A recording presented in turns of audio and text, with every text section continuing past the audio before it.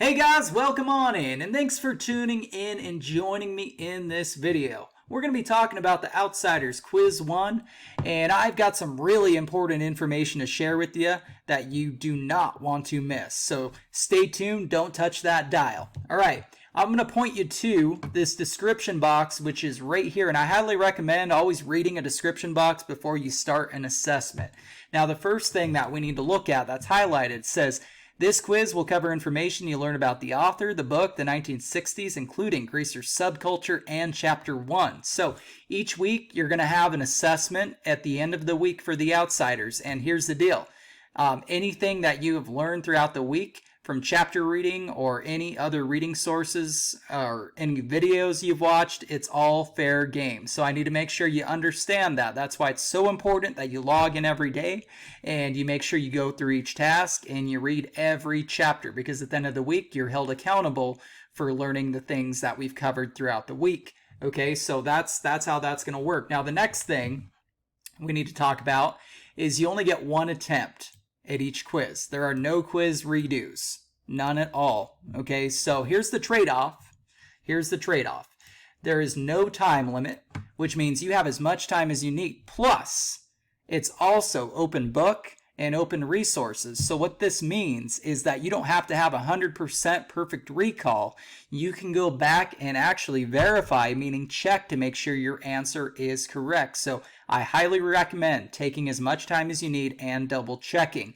And here's the next thing I need to point out. You get 2 full days to complete this quiz.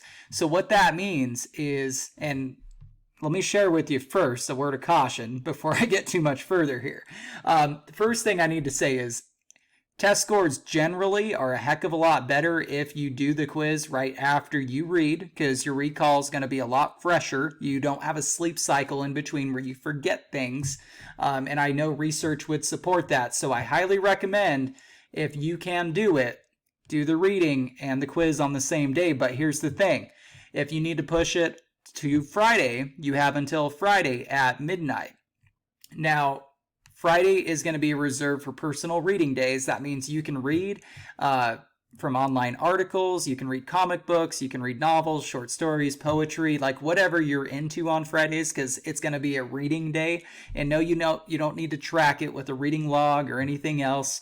We're just going to trust that you're making that happen on Fridays for at least 15-20 minutes, but you can work your quiz in on Fridays if you need to do that for some reason. Now, here's the thing. If you put it off until Friday and then you forget, I will not be unlocking that assignment.